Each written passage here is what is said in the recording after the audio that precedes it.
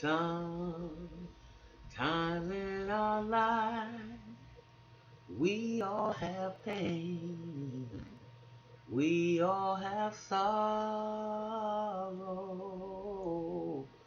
But if we are wise, we know that there's always tomorrow. Hey, listen. Good morning, good afternoon, good evening, family.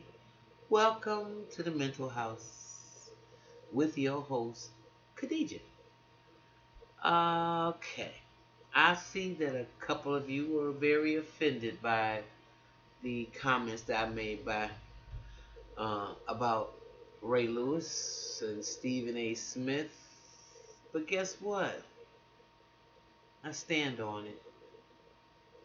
Certainly do. And I think it's about time that some of these people are called out for the insulting things that they say and do. Um, I think that, uh, that's just mandatory because at some point you have to look at the propaganda and just say no more. And I gotta check anybody that fall into that wants to play that game. So if that's offensive to you and you think Ray Lewis' mouth is a prayer book, oh well, I'm entitled to my opinion just like you are entitled to yours. Okay? So that's all I'm gonna say about that.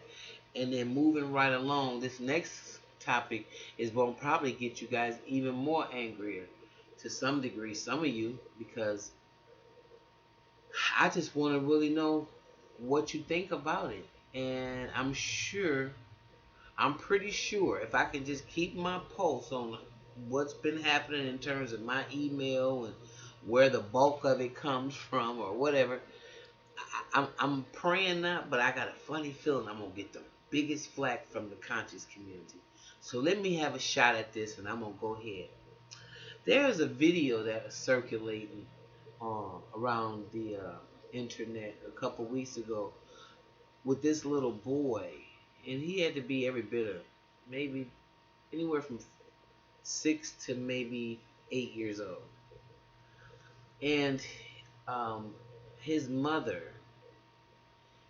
had him. He had like a long robe on, and his mother had him walking the runway, pretty much. And watch him walk, and watch him walk, watch him twirl, uh, and just egging him on, and he was prancing around a little boy at a very early age, and he was prancing around, and he was just like a real extremely feminine. Now, I guess the question would be, first of all, do you or do you not um, think that people are born gay? I certainly have my opinion about that, and to me, it just seems real obvious. It's X and Y chromosomes, and it's just those two, and they're intertwined, and one becomes the other to make the male, but they start off all as female. To me, it's just a no-brainer in terms of science. But then again, hey, that's just my opinion. Now, what I had a problem with though was that if he was gay, and if that was his if that was part of his behavior, or if that was just the mother living vicariously through the son and for the daughter that she never had. Um, he's walking down the runway. Watch him work. Watch him twirl his hips. Watch him work. And I thought that was, in my opinion, totally inappropriate. Totally inappropriate. Whether he was gay or not. And there's some people coming on saying that she was just helping him pursue his dreams. And I'm like, are you crazy? Because at that age, the dream's going to change so much. He don't even have a dream right now. That's the mama's dream. Okay, and how dare you do that to that little boy? Um, Even if he is effeminate, and you see that he is effeminate, in my opinion, you had no business having him strut down the runway and to make him uh, act like that, because that kind of behavior is just going to it's not going to be tolerated. You might, I don't care what kind of laws or what kind of uh, how can I say, what kind of concessions President Obama has made for gay people.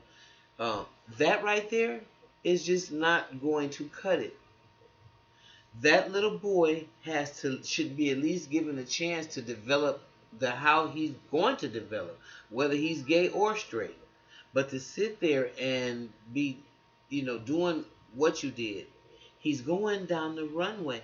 Watch him work, and to have him just explain his designs, it just seemed like it was mother overload. It seemed like it was more of the mother persuading her child, and that I am totally against. Because while I do, again, believe that children are born gay, I believe that right there um, was out of order.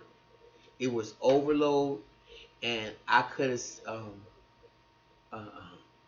have sworn, if I'm not mistaken, because a lot of times people want to say, where was the boy's father? And the reason why he's acting like that is because he's being raised by this single woman who's basically emotionally castrating him. So I just want to say, for all of you who have that mindset, there is a father in the home with little boys, from what I gathered. So he is not from a single mother household. He is from a two-parent household. Just want to put it out there. So, if y'all seen the video, I'd like for you to get your opinion about that. Um, and I want to know what you think about it, because it was very interesting. And so the second part of this, it leads right into the situation that's going on with Afrikka Bambaataa. Bam is what I call him.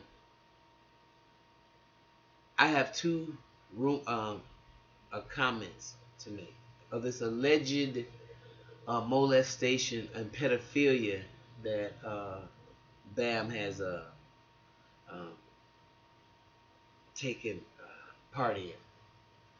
Now, I would be lying if I would say this is a total shock to me, because it has been long rumored that Bambaataa was gay. So if Bam was gay, you know, um, that's the way I heard it.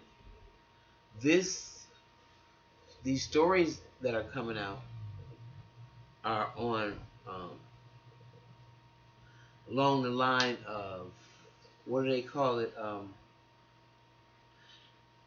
Well, it's pedophilia, but it's called a little something else if you just if you're directed towards children.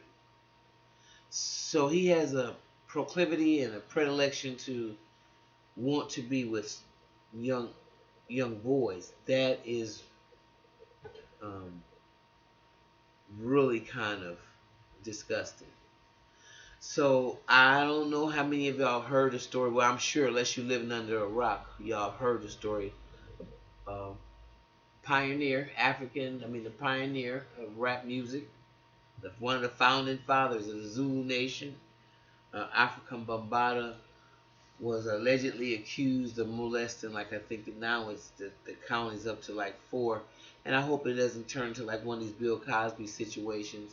I've heard a lot of people starting to say craziness like, oh, this is the Illuminati, and this is a agent provocateur, an agent that was paid to put these rumors out about Bambaataa.